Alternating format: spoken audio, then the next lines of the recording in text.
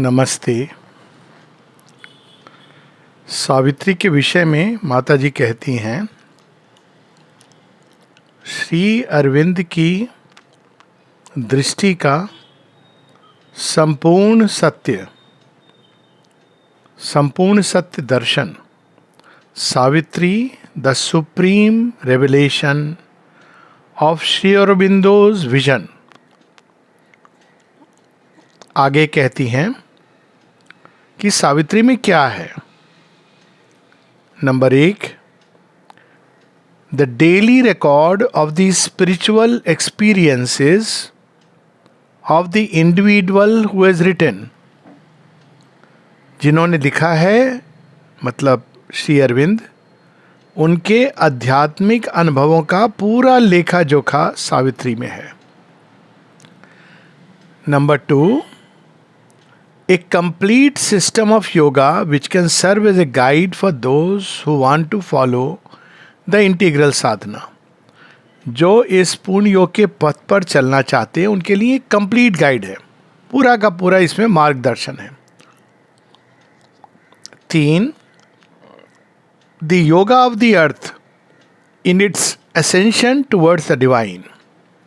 पृथ्वी का योग, अब हम लोग पूछेंगे पृथ्वी का योग क्या होता है, तो इसकी बात होगी the yoga of the earth in its ascension towards the divine. भगवान की ओर पृथ्वी जा रही है, आरोहण हो रहा है, और उस योग के विषय में भी सब कुछ इसमें लिखा गया है।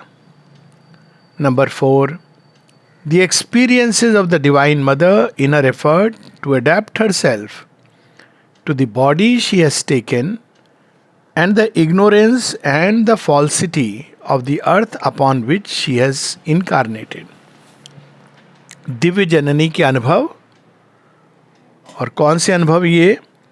वे परम सत्य को, परम ज्ञान, परम प्रकाश, परम प्रताप, भागवत प्रेम, भागवत आनंद, भागवत शांति, भागवत कृपा, इन सब को अपने अंदर धारण करके जब देह में प्रवेश करती हैं, इस संसार में आती हैं, मनुष्यों के बीच में रहना प्रारंभ करती हैं, तो उसको अडेप्ट करने के लिए इस संसार के तौर तरीके, इस संसार के नियम, इस संसार की गति, इस संसार की जो जीने की शैली है, इस संसार में जो मिथ्यात्व का जाल है विकट फैला हुआ है, उसके बीच में परम ज्ञान, परम सत्य, परम प्रकाश, परम प्रेम को लेके उतरना और अडेप्ट करना। अडेप्ट क्यों करने की ज़रूरत है?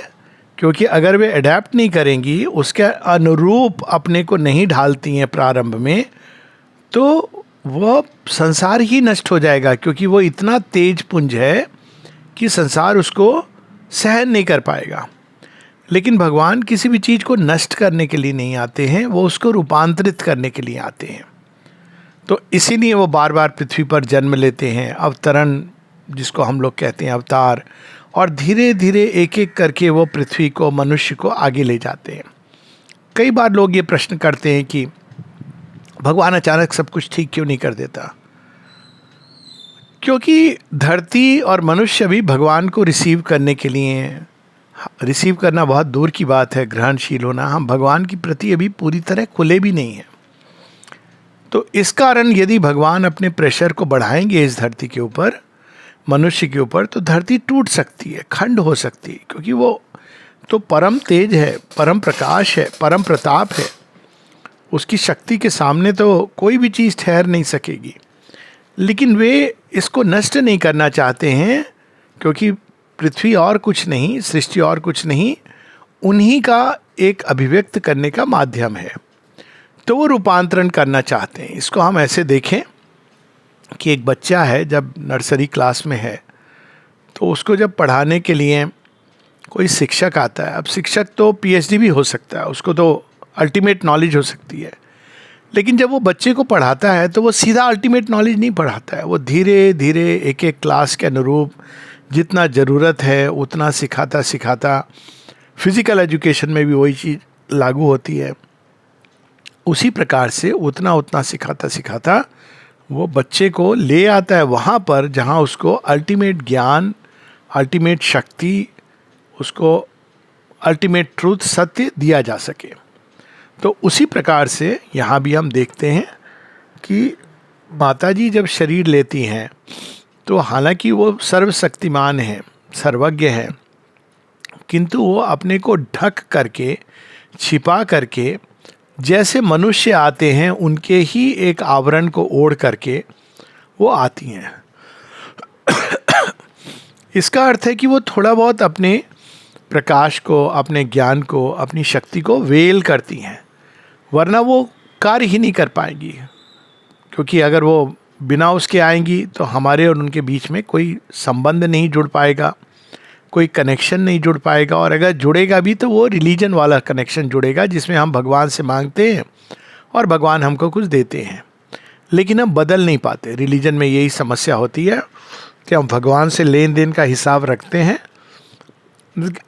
लेकिन हम बदल नहीं पाते, क्योंकि बदलने के लिए धीरे धीरे भगवान हमको खोलेंगे, हमारे ही अंदर उतर के हमारे अंदर कार्य करेंगे। तो सावित्री में वो सारा विस्तार से बताया गया है। अर्थ ये कि इसमें 4 मुख्य चीज़ें हैं। पहला वो जो माँ ने बताया कि श्री अरविंद का अनुभव, यानी अगर इसको हम सही दृष्टि से देखें तो श्री अरविंद की अंतरंग आभ्यंतरिक ये बायोग्राफी है, जिसमें वो सारे अनुभव जो श्री अरविंद ने किए और वो सब कुछ जो उन्होंने भविष्य का देखा, उनका जो विजन है, उस सब का संपूर्ण सत्य सावित्री में आया गया है। दूसरा, इसमें जो व्यक्ति इस पथ पे चलना चाहते हैं, अब ये बड़ी अद्भुत पथ है। ये पथ एक ऐसा नहीं है जिसमें कहा जाता है कि जैसे जीपीएस गाइड करती है, इधर मुड़ जाओ, उधर मुड़ जाओ, ऐसे चले जाओ, वहाँ चले जाओ। ये उस तरह की गाइडेंस नहीं है। ये एक ऐसी गाइडेंस है जो मनुष्य की टोटलिटी को, समग्रता को अपने अंदर लेकर के धीरे धीरे जिस पार्ट में, जिस भाग में वो खुला है, उस भाग से उसको खोलना प्रारंभ करती है।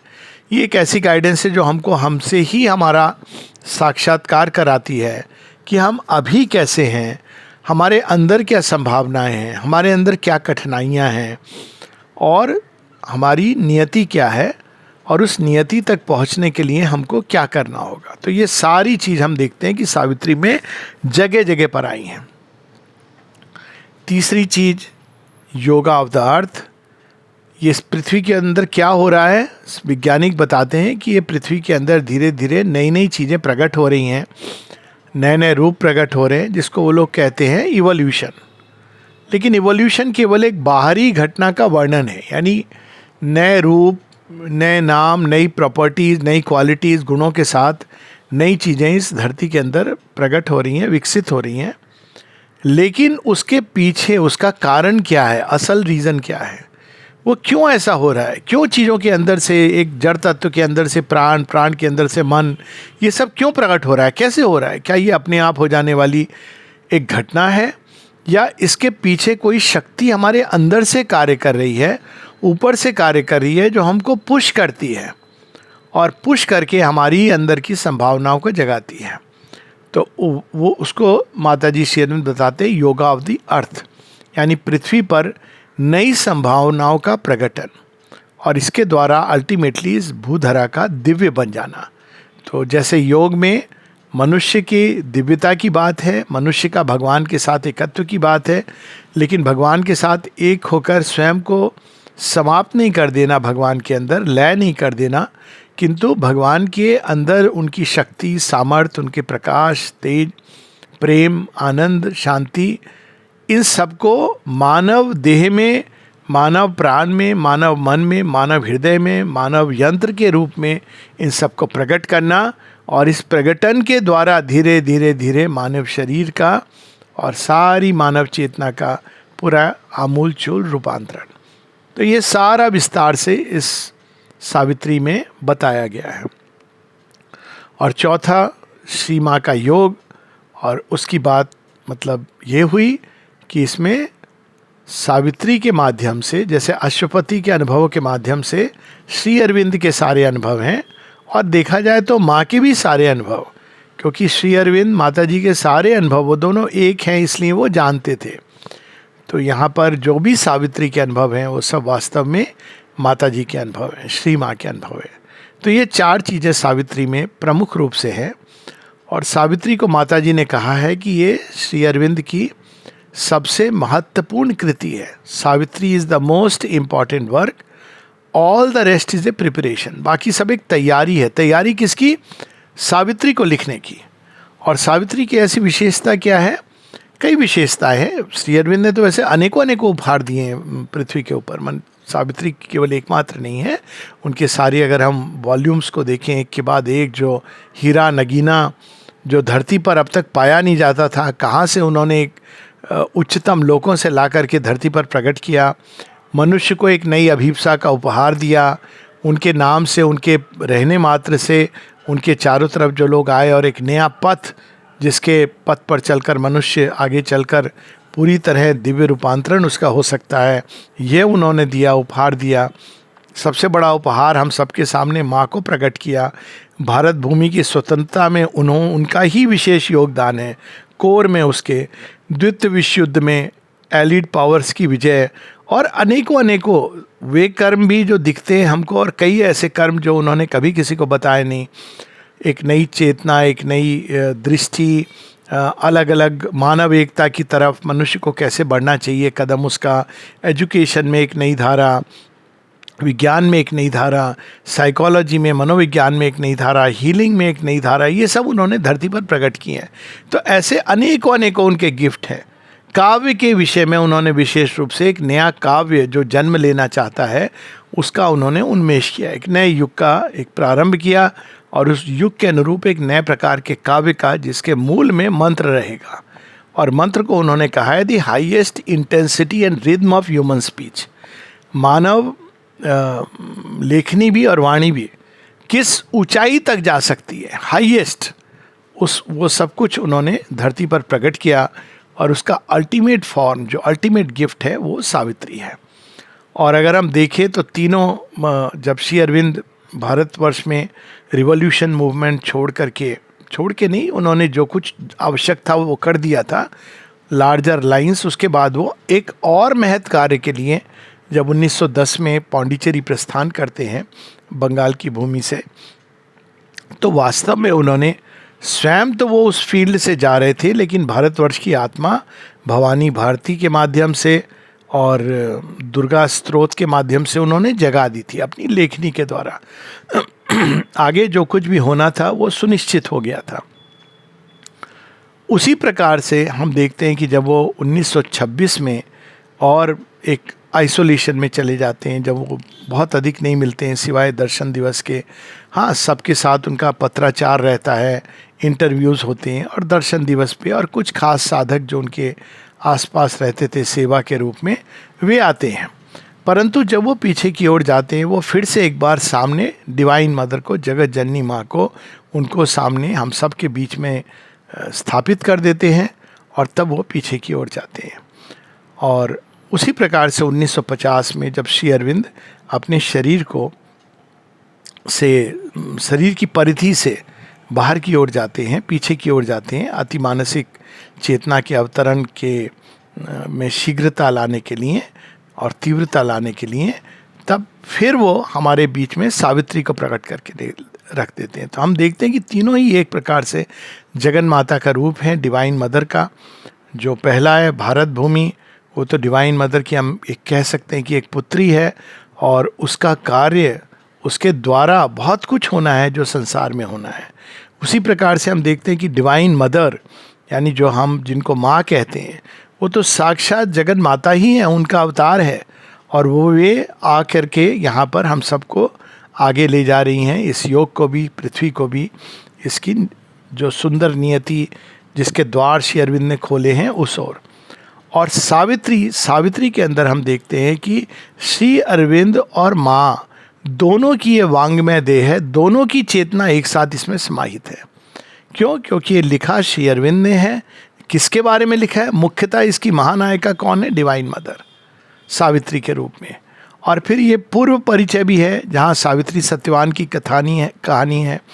इसमें पूरा जो सृष्टि के प्रारंभ के भी पहले, it was the hour before the gods awake, सृष्टि का प्रारंभ कैसे होता है और कब होता है, और उस कब के पहले क्या अवस्था है, निश्चेतना और परम चेतना के बीच में जो एक बात होती है, और उसके बाद अंततः जो नियति है जिस ओर संसार जा रहा है, मनुष्य जा रहा है, इस सब का बहुत ही विस्तृत वर्णन सब कुछ सावित्री में है। तो इस प्रकार जब हम देखते हैं तो हम पाते हैं कि सावित्री के अंदर सारी की सारी सृष्टि, सारे सत्य, वे सत्य जो अब तक उद्घाटित हुए हैं वेदों में, उपनिषद में, गीता में, वे तो हैं ही, पुराणों में, तंत्र में, किंतु वे सत्य भी हैं जो आज तक उद्घाटित नहीं हुए। और सबसे अधिक तो भविष्य में नियति क्या है, भविष्य दर्शन है लोगों का, और भी लोगों ने भविष्य दर्शन किया है, लेकिन यहाँ पर ऐसा दर्शन है जो केवल 200, 400, 500 सालों का नहीं है। एक ऐसा दर्शन है जो हजारों वर्ष आगे जा कर के देखता है, लेकिन उस हजारों वर्ष आगे जो होने वाला है उसको अभी से जोड़ करके देखता है। तो ये बहुत ही अद्भुत है। सावित्री एक मार्गदर्शक का भी काम करती हैं। माँ बताती हैं कि हम केवल यदि सावित्री पढ़ें, उसके बारे में माँ ने कहा है, मंत्र की वाणी तो ऋषि लोग देते हैं, कई सारी मंत्र विद्वाणियाँ हैं, कई मंत्र हैं, लेकिन सावित्री में वह मंत्रमणि है जिसके प्रभाव से रूपांतरण होता है। तो माँ ने इसका नाम दिया है द मंत्र ऑफ ट्रांसफॉर्मेशन। और फिर माँ ये कहती हैं, एडवाइस करती हैं, इसको हमें रोज़ पढ़ना चाहिए, थोड़ा बहुत पढ़ना चाहिए। यदि सबसे उत्तम तो मंत्र जिस भाषा में दिया जाता है उसमें पढ़ना चाहिए, तो अंग्रेजी भाषा थोड़ी बहुत भी अगर हम लोग सीख लें तो कठिन नहीं है। अक्सर लोग कहते हैं कि हम लोग कैसे, पहली बात है कैसे पढ़ेंगे, तो माता जी की वाणी में सावित्री है, आप उसको सुनेंगे तो एक समझ आ जाएगा कि कैसे धीरे धीरे धीरे it was the hour before the gods awake, the huge foreboding mind of night alone in her unlit temple of eternity। तो वो अपने आप एक चीज़ अंदर से आती है, एकदम एक रिदम के रूप में, जॉयसली, स्ट्रेन करके नहीं, अरे हमको क्या समझ आएगा, नहीं समझ आएगा। सावित्री एक शक्ति है और स्वयं उसके अंदर वो शक्ति है जो हमको जो कुछ समझना है, समझाना है, जो कुछ हमारे अंदर अवस्थाएं क्रिएट करनी है, इन सब के लिए सावित्री एक जहाज है, जिस जहाज के द्वारा हम लोग सारी सृष्टि का भी भ्रमण कर सकते हैं, भगवान का दर्शन कर सकते हैं, और अपनी इस यात्रा में, रूपांतरण की, आगे बढ़ने की यात्रा में हम पूर्णतः सफल हो सकते हैं। माता जी कहती हैं कि सावित्री हमको उच्चतम संसिद्धियों तक ले जा सकती है, और वो भी बिना किसी बाहरी गुरु के। सावित्री का रोज जो पाठ करें, पाठ केवल एक मैकेनिकल पाठ नहीं, किंतु आनंद के साथ, जॉय के साथ, समर्पण के भाव से, अभिप्सा के साथ, एक सीकिंग माइंड और एक लविंग हार्ट से, प्रेम भरकर हृदय के अंदर। सावित्री डिक्शनरी से नहीं पढ़ी जाती है, समझी जाती है। सावित्री हृदय की गहराइयों से जन्मी है, और हृदय की गहराइयों में ही उसकी समझ आती है।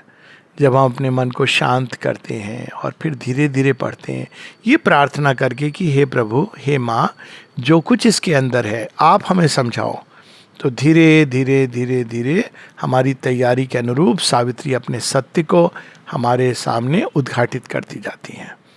तो ये है सावित्री की महिमा, और इसीलिए माँ ने इसको सबसे महत्वपूर्ण स्थान दिया है। श्री अरविंद ने भी सावित्री को अपना मोस्ट इम्पॉर्टेंट वर्क कहा है। यही एक वो कृति है जिस पर श्री अरविंद ने 12 बार लगातार उस पर काम किया, रिवाइज किया, रिवाइज किया। क्यों? क्योंकि ये उनका सबसे उत्कृष्ट, सबसे विशिष्ट उपहार है मनुष्यता के लिए। और वो चाहते थे कि मैं अपनी संतानों को, मैं अपने बच्चों को जो दूं, वो सबसे उत्तम से भी उत्तम हो, एक ऐसा नग हो, एक ऐसा हीरा हो जो आज तक उन्हें नहीं मिला हो। तो ये उनकी करुणा का उपहार है, उनके प्रेम का उपहार है, उनके प्रकाश का उपहार है, और उसको हमको वैसे ही ग्रहण करना है, कृतज्ञता के साथ ग्रहण करना है।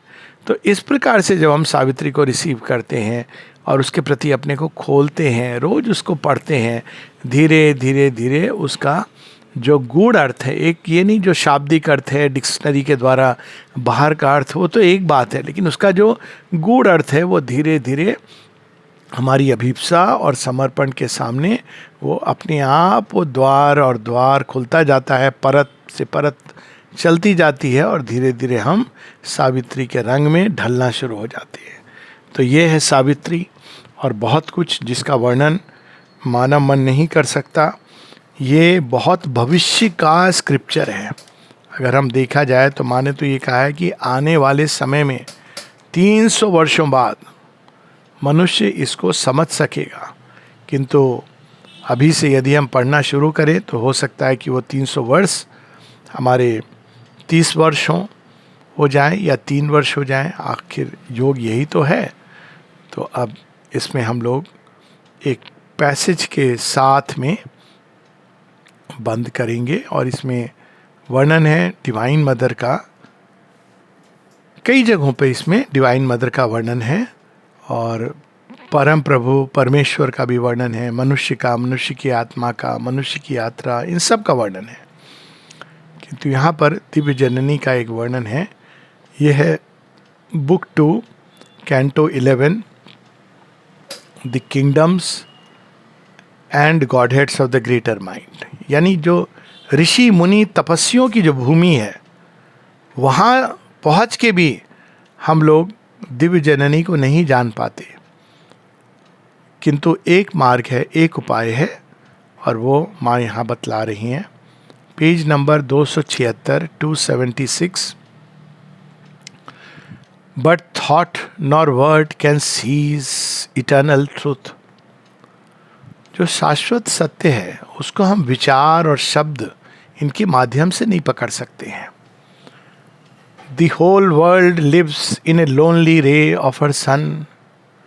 पूरी सृष्टि उनके परम प्रकाश के एकमात्र एक रे, एक बिंदु, एक छोटी सी उससे जीती है, एक छोटी सी किरण से जगमग हो जाती है। उतने की ज़रूरत होती है इस पूरी सृष्टि को जागृत करने के लिए, जगाने के लिए, उसमें प्रकाश भेजने के लिए। The whole world lives in a lonely ray of her sun in our thinking's close and narrow lamp-lit house, the vanity of our shut mortal mind dreams that the chains of thought have made her ours. हम सब अपनी अपनी opinions, अपने अपने views माता जी के बारे में कितना भी हम कह लें, कितना भी हम लिख लें, कितना भी हम पढ़ लें, लेकिन हमको एक बात हमेशा पता होना चाहिए कि हम सब कुछ जानने के भी बाद उनके सामने केवल एक अबोध बालक की तरह हैं। ये विनम्रता हमारे अंदर होना चाहिए, वरना अगर हमारी वैनिटी से हम अप्रोच करेंगे, नहीं हम जानते हैं, हम समझा सकते हैं, हम कुछ कह सकते हैं, तो फिर हम बंध जाएंगे, अपने ही विचारों में, अपने ही शब्दों के जाल में बंध जाएंगे। But only we play with our own brilliant bonds. तो यहाँ माता जी हम लोग को, श्री अरविंद हमको सचेत कर रहे हैं। Tying her down it is ourselves we tie. जब हम उनको बांध लेते हैं अपने विचारों में कि नहीं माँ ऐसी हैं, माँ वैसी हैं, माँ को ये पसंद है, माँ को वो पसंद है, तो हम वास्तव में उनको नहीं बांध रहे, हम स्वयं को बांध रहे हैं। अपनी ही अवधारणाओं के द्वारा हम अपनी ही आगे की प्रगति को रोक रहे हैं, क्योंकि हमारी जैसी अवधारणा होती है, जैसी श्रद्धा होती है, वैसी हमारी प्रगति होती है।